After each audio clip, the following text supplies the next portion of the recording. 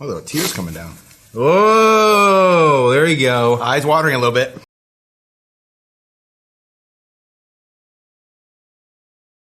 Hi, I'm David Voorhees, host of Running Hot, the business insurance podcast. Today we have Dan LaBroad, benefits manager extraordinaire. Glad to have you here today. Thanks, David. So you all know it. I'll explain it for his benefit, maybe to intimidate him just a little bit. We have 6 sauces. The 6th is optional, but if you make it to 6, it's $1,000 to the charity of your choice. Only one person has ever gone milk, so that cherry has been burst. You're more than welcome now to go to milk and not be the first.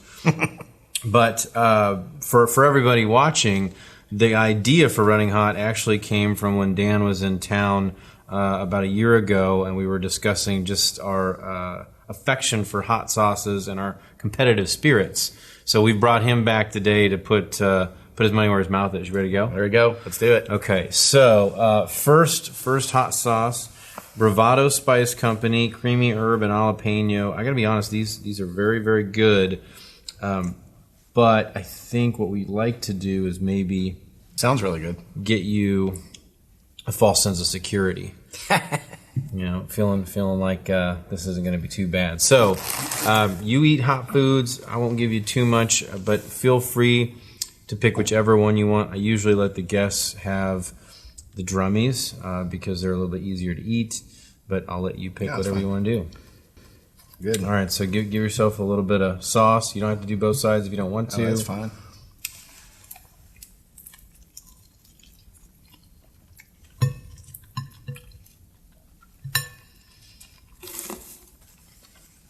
Dan and I were talking pre-production about how hungry we both are. So we're going to enjoy this, and then I'm going to enjoy watching you. That's good. I like that nice fresh green taste. Yeah, nice. Very good. All right, so first question. You've had a pretty interesting career. Before you got into benefits, you were in entertainment, and then you moved into the benefits world. So talk to us a little bit about how you came from a career in entertainment now to helping people with their benefits. The entertainment world was really different, too, because we were dealing with speakers. I was booking speakers for conferences, when we bring people on stages at the conferences we go to. So finding speakers and bringing everybody from Mikhail Gorbachev to Sugar Ray Leonard to Hootie and the Blowfish to conferences. It was a lot of fun. Really learned cold calling at that because I was cold calling these conferences and businesses, which, that helped me later on in my sales. But then I ended up in I left that job, started a company called Ovation with my buddy. We left that one and started Ovation, our own speakers industry.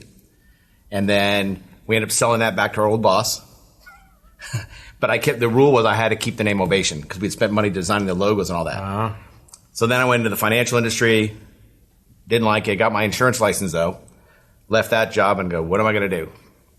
And so I had an Aflac policy and said, and I had an insurance license, even though I never did anything with insurance, and started selling Aflac. And from there I got into benefits and then went from there. And then that's where, after being Aflac, I said, I want to have my own agency. And that's where I said, I'm going to use Ovation. And I changed the tagline from speakers you stand for or something to solutions you stand for. Oh, yeah. So I kind of just kept it going. Tweak. Yeah, a little tweak. And there you go. And now it's 16 years later. Do you have maybe a most interesting or maybe a couple, 2, 3 of people that you did book? I mean, you just named some pretty notable people. Yeah, I think bringing Mikhail Gorbachev over from Russia was pretty cool. Yeah. They bounced around the cities, and it was a big trip to plan private jets, and then bouncing. It was kind of a tour around the U.S. So booking him, Sugar Ray Leonard became kind of a good friend because when he came in, he wanted to start speaking, and so I helped him, and some of my other buddies helped him write his speech, and I would travel with him and go play golf, and he was a blast. We used to go to Cleveland. I still remember this Kirby vacuum cleaner conference, and he and I had a blast up there. But it was always fun. And Hootie and the Blowfish, and we did Tony Robbins and people like that. But yeah, I still think Sugar Ray he's still one of my favorite people. Every time you said Hootie, I feel like I want to go Hootie for whatever reason. But man, Sugar Ray was so much fun to watch him box. I was really in the golden era of boxing. I mean, I'm a huge boxing fan, and it's a little bit different these days. But man, that's pretty awesome. Yeah, and he's the nicest guy. He's so much fun. I wouldn't want to be in a ring with him. I mean, he might smile and knock you out. I'll give you a funny story. So he was in town in Dallas, and hanging out, and I was working out at the gym in my apartment complex, and he was like, hey, you want me to come by and kind of do a little workout with you? I'm like, okay. Yeah. So he shows up, and a few people in the gym were like, holy crap, Sugar Ray's here. So there's a heavy bag, and I'd never boxed or anything before. And so he's like, all right, I'm going to show you some stuff. And he said, put your hands up like this, like this. He goes, now throw a punch at me. And I would get my hand about right here, and he hit me like 8 times. Lightning speed. I mean, he didn't hit me hard. He held back way. He goes, yeah, I have control. But he was so fast. You don't realize how fast boxers are until you're actually in the ring with somebody like that. Right. One of the best. One of the best. All right. Well, let's get into number 2. Sticking with Bravado Spice Company, this is Serrano and Basil. We've graduated from mild to medium. So we'll see, what your thoughts are. The jalapeno one would be great little salad dressing. It's nice. That's a good idea. I've never even thought about that. All right, number 2. Let's get in here. I like the color a lot. Mm-hmm. You'll notice these have a vinegar palette. Mm-hmm. Tasty again. Very tasty.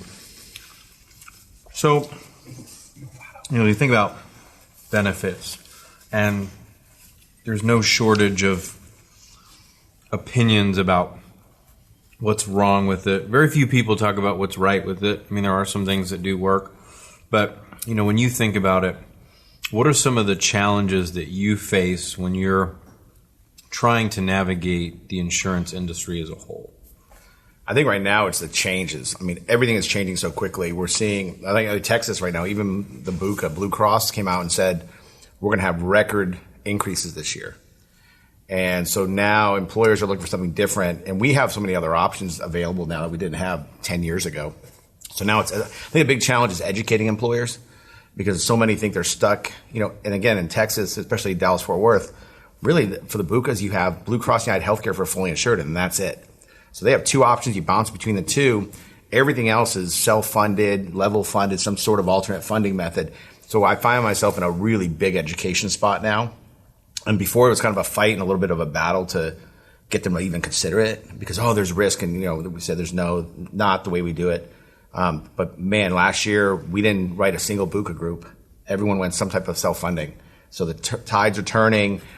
Employers are opening up more, so it's not quite the battle it used to be. I don't know if that answers your question, but it was such a battle, and now it's becoming just so much more widespread where they're just like, yeah, tell me more about this. I'm hearing a lot about it. And we show them the cost differences and the cost containment strategies and things we're adding into that to better the benefits. It's a big difference right now. Absolutely. Yeah, I was speaking to someone towards the end of last year, another broker, and I was saying, I know everybody thinks this year is bad in terms of renewals because they're coming to us and looking for solutions. But I said, I think that next year is going to be even worse, and you could just see their face. Like, you're kidding me. And it's. I think a lot of it has to do with people not trying to focus on the solutions that can help save you money but have a better experience. Yeah. And that's something with self-funding, as you know, the education is important. It doesn't just magically happen. You do have to do a little bit of work, but you also have to have the right people to help you do that work. Yeah, and I think there's a lot goes into explaining the contracts and how things work, because suddenly even you do a new group and you've got the New York Goods Pool and you have all these different forms you have to do, and you have amendments and contracts and agreements that they didn't have before. Before it was 3 pieces of paperwork, right. And here's my plan. Now you're having to walk them through. You have to go from the CFO and the HR and walk them through everything. So it's just different. And then the employees, you're having to explain, why are there 3 or 4 logos on my card instead of just one? And go through those differences. So it's an education on the employer side, education on the employee side. But in the end, when you see the benefit difference, the quality of care difference, the cost difference to the employees, and then even the employer, their funds. We just did a group. We quoted they wanted to see fully insured.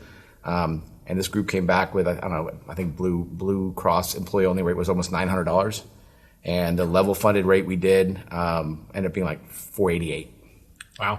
I mean, it's half the price. And you're like, how can you, when you look at that as an employer, how can you not at least entertain going that route? Right.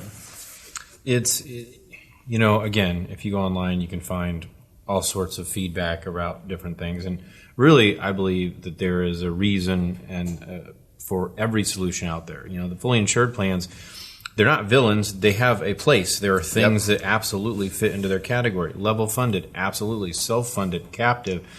It's finding the right partner to help you look at all of those things and try to piece what will fit best for the company, not what's in the best interest of whomever's trying to deliver. Well, something I tell clients when I sit with them or prospects, I just said this last week to a group I'm meeting with. He said, we're with, I don't know, Blue Cross United Healthcare. They were fully insured. I said, well, the good news is you're already in your worst case scenario. And he looked at me really odd. This is the CEO of the company. I said, he's like, what do you mean? I said, you can't go down from here. I said, you're going to get increases this year. I said, but that you're in your worst case. At least you know where the bottom is. Right. All I can do is show you ways to come up from that, rates, coverage, everything else. I said, but let's just say we can't help you or get you where you want to be. At least you know where you are. Right. And and that he thought it was funny, but then at the end of it, he was like, "You're right." So that's a really good way to put it. I like that. Yeah. So, all right, let's get into question 3. Moving right along, we've got Crimson hot sauce, still in the medium category. I think you'll still notice a hint of vinegar. I will say, hats off to Bravado. These are pretty good. Yeah. We've been happy. Of course, I get to have these quite a bit, so I enjoy them. Should take them home with me. All right.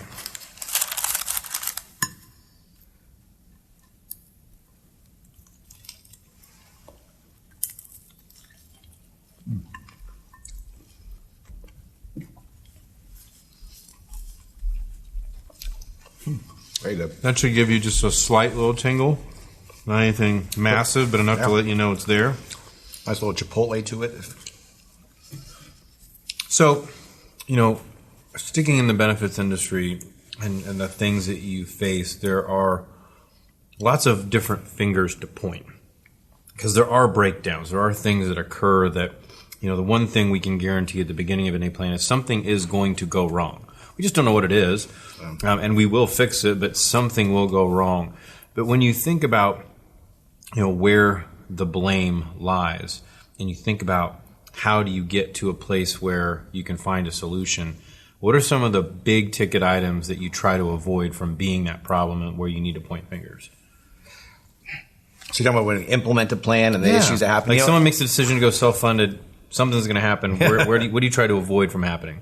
I think the first thing is, is not getting upset and panicking. We have it even in the benefit guides we give to the employees. If this happens, it's an FAQ, and it says, if this happens, don't panic. It says at the beginning of everyone, don't panic, call us, ask this question. I'm thinking that's usually where we see most of it. It starts with the employee getting used to being in a self-funded plan, the different ID cards, doctors saying, we don't accept this TPA. I mean, those kind of things. And then they call HR and they get all upset. So, we start off with telling HR there is going to be noise. There are going to be issues, and it could be everything from verifying benefits to the doctors not accepting things, or they're looking at the net. If you have a network in place, they're looking at the network and not calling the TPA. So we just tell them, don't panic. Make sure the employees have our number, how to reach us. Let us handle everything. I think that really helps too, is we are that central contact. We try to keep the employees out of HR and call us directly. We're unique. We do a 7-day service model. So our team is available 7 days a week because typically we see people, the problems happen on the weekend when somebody gets hurt, goes to urgent care, and they can't reach anybody. So we're available. But we have that conversation with HR, with the president, with the CFO, that there is going to be noise. There are going to be problems. Here are the most common. And we address it up front so when it does happen, nobody's surprised. Right. Doesn't mean they're not going to like it, or they're going to like it, but at least they know, hey, you're right, this did happen.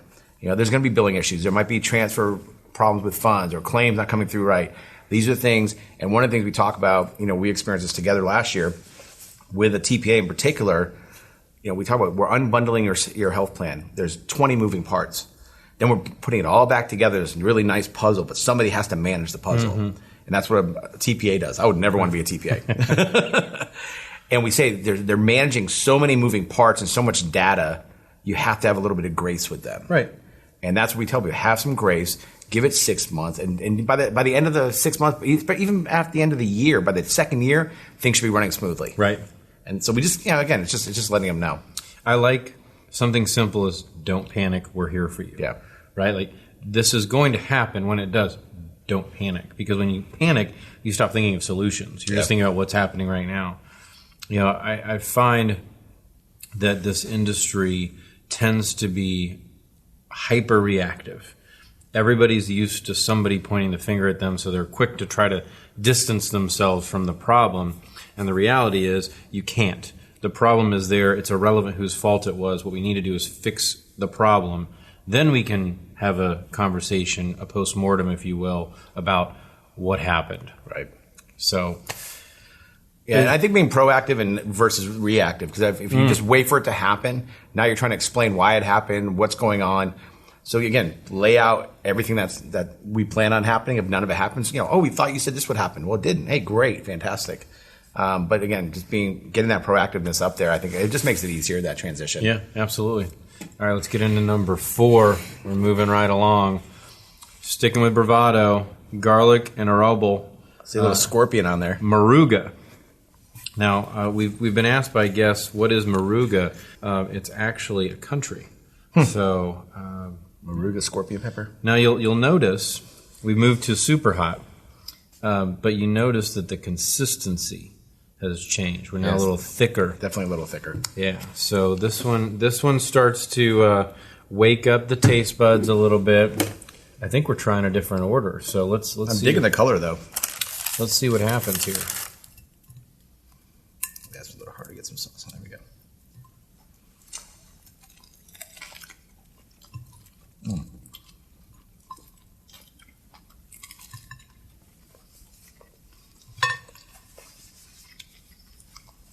That one get you a little bit? No. Good. Okay. Feeling any tingle? I like that. I think this one would be good with eggs. Definitely I see talk a that. lot about that. In fact, I had a little bit of sauce this morning with my eggs. Very good. With my son. He even likes hot sauce. He tried sriracha the other day, and it didn't get him. I mean, he was like, it's hot, Dad, but it wasn't at all like what you would think a 6-year-old might do. Sriracha and eggs is fantastic. Speaking of both. Here's something that a lot of people don't know, and I don't know if you've tried. Try putting cream cheese in your eggs. Really? I was in New York. They didn't have anything out for the eggs, so it was just basically eggs. But they had bagels and cream cheese. Like, I want cheese on my eggs. So I took out the cream cheese, put it on the eggs, and it turns out to be absolutely delicious. Weird combination, but try it next time. I will totally try it. Let me try it Sounds tomorrow really morning. Yeah, that sounds really good. So moving into family, you have a great presence on LinkedIn, and you've recently been talking about, when it becomes busy season and the balance of being present for your family and your kids. How do you manage to run a successful practice, but also, prioritize your family? Because you've talked about that. Like, I've missed a meeting because I wanted to be at that soccer game. So talk a little bit about how you manage those priorities.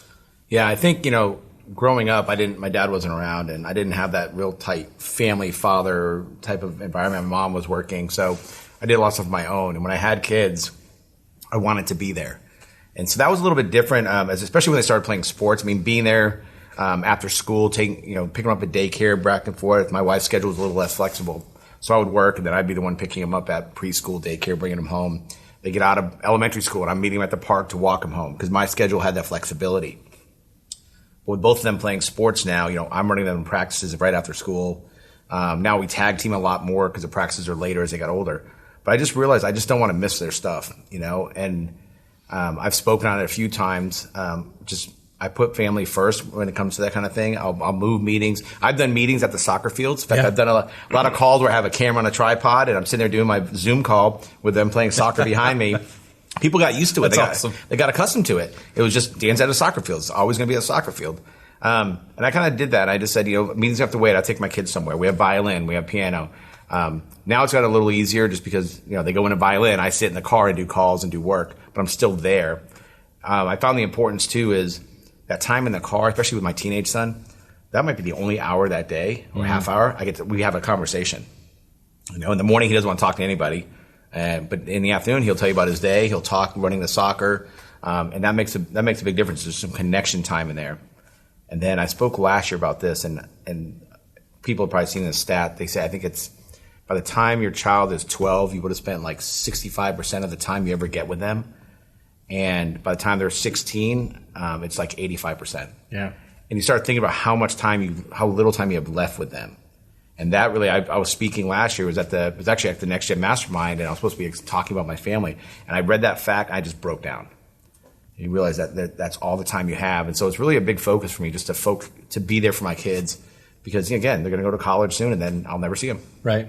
So, it's huge. And as we all gripped with, the global pandemic and learned how to live and work differently, I think it did allow people to understand that there can be some flexibility and fluidity in some roles. And it's really a two-way street, I think, is, the employer can look at it and say, if flexibility is possible. Because not all jobs, flexibility is possible. But if flexibility is possible, can we give you opportunity to go do that? Yeah. And then vice versa, it's the employee's responsibility to say, I'm not going to take advantage of that. I mean, I'm being given the opportunity to leave at 3 to go to a play or to a soccer game or something like that. And when I get home, I'll jump online and I'll do a little bit of work. And listen, I spent 20 years in HR, so I've always been hold hands and sing Kumbaya. But I think that the idea is if you try to find middle ground in just about everything you do, most people are very happy. They don't feel like they're taken advantage of, or something's going on. So, yeah, that stat, I saw that when you posted it, and it hit me. My boy's 6, and I was like, I've always tried to, if I go out of town, I leave on the first flight I possibly can. So it's like the 5 a.m. flight, and I'm coming home like on the 11 or 12 p.m. or 12 a.m. if I can, because I might be gone a full day in his world, but I'll be there when he wakes up. I think for a lot of people too, COVID kind of helped in that, where suddenly working virtually, taking Zoom calls on the go, flexibility and schedule helps a lot. Because I see all the time people say, or even me, I'm booked until I'm free till about 4 o'clock. Then I'm running kids around, but hey, I'll take a call at 6. I'll take a call at 8. And I find that you're still putting in maybe 8-10 hours a day, but it's spread out. It's split up. So it's just not that straight 8 to 10 hours that in the past, that 9 to 5 type of schedule. We see that kind of going away, and people have that flexibility now. But you still got to manage your time. You still have to get work done. Right. That's the key. Get work done. Yeah. All right, let's jump into number 5. Keep this train rolling. Black Garlic Carolina Reaper. Here we go, the Reaper. We're in the super hot category. Well, did you hear that the guy that created the Reaper came out with that? What is it, Pepper X? A new one. Pepper X, supposed to be like 10 times hotter than a Reaper. Yeah, I have not gone there. Yeah, I'm not. I'll probably try it at some point.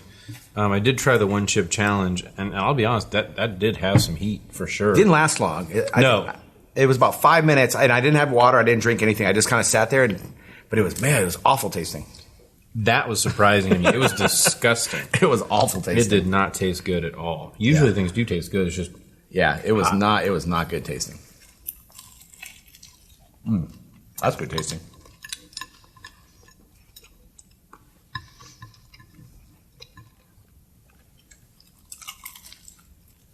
That's tasty. I like that one better than this one. Do you? Yeah.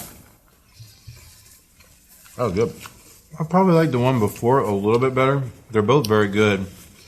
And I think they've got a nice heat palate. Mm-hmm. And the great flavor. Yeah, really done well. So let's go back to errors and mistakes.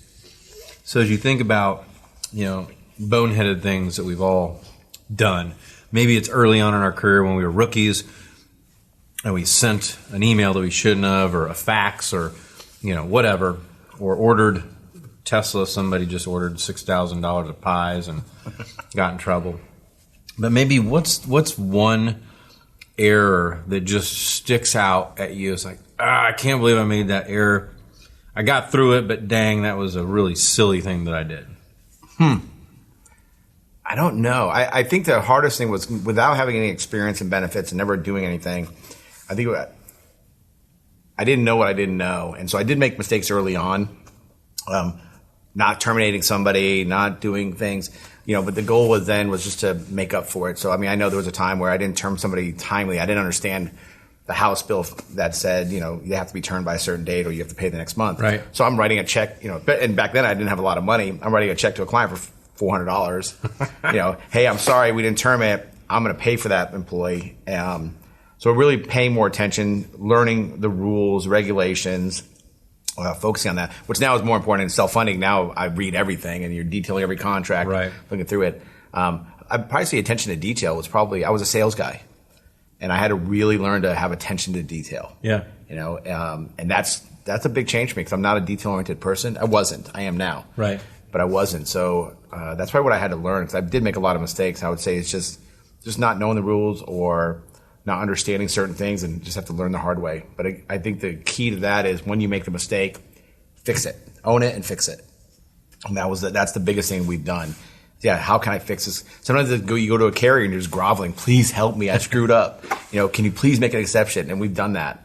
But in a lot of cases, it's just a matter of just own it and get it fixed and do whatever you have to. Yeah.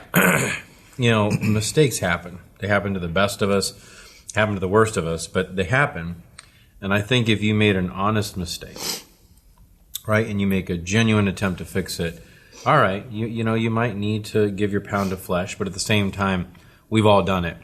I think the mistakes that you made and you try to sweep under the rug, hope no one finds out, or point your finger at somebody else, are the ones that are absolutely the killer of anything. I mean, it's just so silly to waste all that time because then I think most people worry about, what if I get found out? Yeah. That stress and that guilt, you're thinking about it. I've never done that, but you think about if you're hiding those things. And nowadays, I mean, everything's in emails and everything's sent and there's records and track records and you receipts. Go back and search and receipts. You're going to get found out. So, just own it, make a mistake. And if you know you did something that accidentally, I've never done anything purposely, but I've made mistakes accidentally, then again, own it, be proactive and go in and say, hey, I think we found a mistake. We think it's going to happen. Want to let you know ahead of time. Here's what we're doing to correct it. Right. Oh, okay. And, we've got something going on right now out of our control, had to do with, this whole Moldova crisis, but we're dealing with that right now. And this is an ex-client and we got on the call and I'm like, we're working on this. It wasn't our mistake. It's somebody else's screw up, but we're working on this issue we have to deal with right now. Right. And we're handling it for them. See, that helps people feel comfortable is we found a problem. We're working on a resolution. Here's our suggested resolution. Let us work on it. Yep. Because people know you're dealing with it, right? Yep. It goes back to your don't panic. If you give them a reason not to panic, they won't. If you give them a reason to panic, they will. That's very easy to do. You think about the idea of the mistake. Most people hate them, especially perfectionists. And that'll eat at a perfectionist is that I made a mistake. But again, mistake can be that learning opportunity. It's that spilled milk. A dear friend of mine, Rob Gelb at Valens, he talks about they're all about spilled milk. They're all about the mistakes and learning from them. So, I think that's one of those things that we all can probably learn a little bit from. Well, I think if you learn from it and try not to repeat it, and hopefully you don't repeat it. Right. I can't think of a lot of mistakes I've made that I've repeated, because you take note of it. Hey, next time we got to do this. And even training our staff now, they'll come in and say, hey, what do we do on this? Or how does this work? Hey, let me tell you, because I screwed that up once. You sure you don't repeat mistakes? What's your football team? Yeah. Patriots. Yep. There you go. They had years of no mistakes. And then now it's and I look forward. I probably should live in the moment now as a Chiefs fan and just enjoy it. But I'm looking forward to we will run out of Patrick Mahomes. He will retire at some point. Yep. And very few times do you go from a Brett Favre to an Aaron Rodgers. Yeah. Actually, I don't know when that's ever happened. That you go from a Hall of Famer to a Hall of Famer that actually, although I'm not as big a fan as I was of Favre of Rodgers was probably the better quarterback if you really think about it. Yeah. At least talent. I'm rooting for Mahomes right now. I like him. No animosity towards Kansas City, but I really I want him to get 3. I want him to get 3 in a row. Be the first team ever to do that. I'll take 3. I'm pleased with 2. The way this season unfolded, I wasn't sure. I didn't think you were going to make it. I didn't either. Anybody who was a sane Chiefs fan knew it. So because they kind of fell apart those last few games, and they came back though, did it? So they did. So on to question 6. Are you ready to take the challenge? Let's go. Okay, so I didn't have you sign anything up front, but this basically is a verbal agreement to putting yourself through this. But number 6 from our friends at Grinders, Death Nectar, 337,000 Scoville. There we go. So it's a little warm. We'll get something fun to pop up next to our shoulders, to let us know. The skull and crossbones is a nice touch. I've got to tell people that this is actually sauce. It looks like blood, which if that's what it did, then they'd probably also need us to sign something to eat it. But let's go. Is it the skull because it burns the skin off your face? That's right. So I will say, if you are watching your calories, it's only 5 calories. Yeah, there we go. You know, it makes you feel good about it. I like the dark color, and then Oh yeah, and it's thick. and it's called Death Nectar. It is thick. All right. There you go. Yeah, this one looks. So this is really what we imagined. It's like tar. We imagined this. We were both talking about how much heat we could take. Yep. And here it comes. And you've had this one before, right? Oh yeah. Yeah. So I'm not. It's good. You're still here. I ain't worried. I am. So let's make this one good. let's get after it. I'm really actually anxious to try this one. All right, here we go.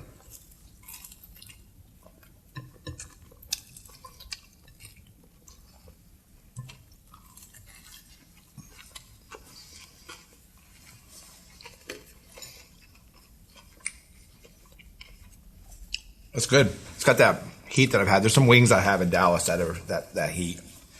It'll linger. Yep. It'll linger. I can feel that. Yeah, you know that's going to linger. There's a certain taste and pepper you can tell like that's going to linger for a while. It gets hot quick.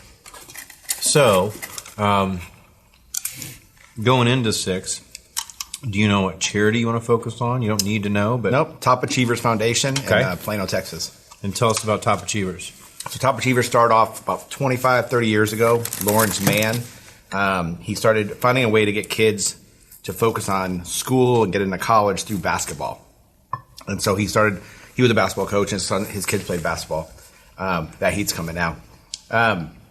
So then he did that, and that went on for years. He's helped thousands and thousands of kids. And then recently, last decade, I met him through Leadership Plano, and now we have STEAM programs, financial literacy. We're doing esports, gaming, and all of these things to help kids basically stay out of trouble, but grow and hopefully, graduate, get educated, and move into college. That's great. Well, you made it to 6. I'm going to have some I got a little heat. My eyes are watering a little bit. I was going to break the seal for you. So, It's definitely got a little heat to it. get yourself another palate cleanser. Have milk. And it's a good time to thank our friends at NavMD for sponsoring our podcast and believing in our little chats. Companies are frustrated with the spicy costs for health benefits. Most C-suite executives believe that benefits costs are way too spicy and feel that the number 2 expense on their P&L is running hot. With NavMD, we help you win business, lower costs, and save time. Join us on our mission to revolutionize health benefits, one plan at a time.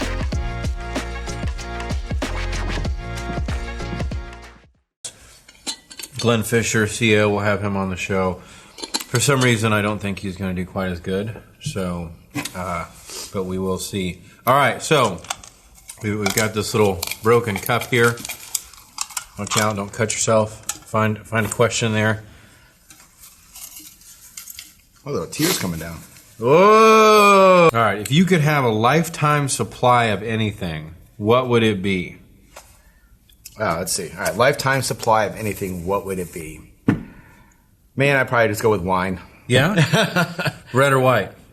Red, if I was going to only have one lifetime supply, it'd be red. Okay. And then right now, I just had this amazing Spanish wine. I actually met the winemaker not long ago. This Panay out of Spain is absolutely one of my favorites. So, yeah, drop that on my doorstep. So, my wife likes wine. I'm not a wine drinker. I am a bourbon drinker.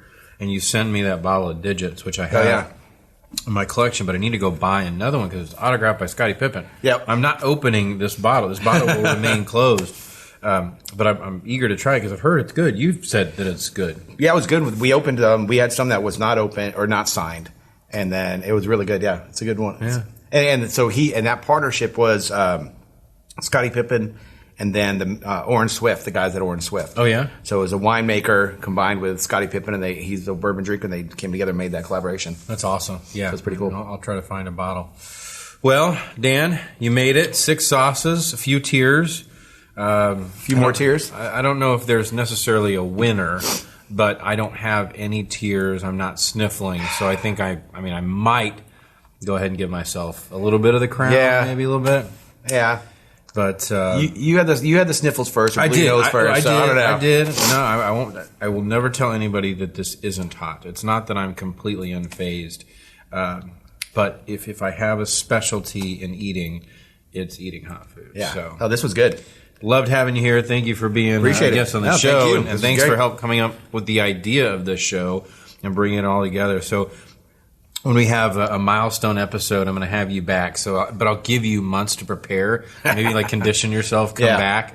Maybe you can bring a sauce. Definitely. We should do that. Out. Absolutely. That'd be actually a good thing for the next guest. Say, hey, we'll have our sauce, but you can bring your own too.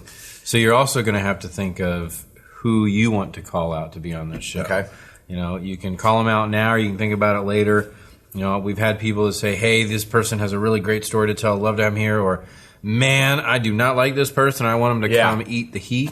You got anybody that comes to mind, or you want to? Let me think about that one, because who do I want to get revenge on? Okay. So you'll see it posted. We'll tag them in LinkedIn. Yeah. But thank you for tuning in to Running Hot. We'll see you next time. Thanks.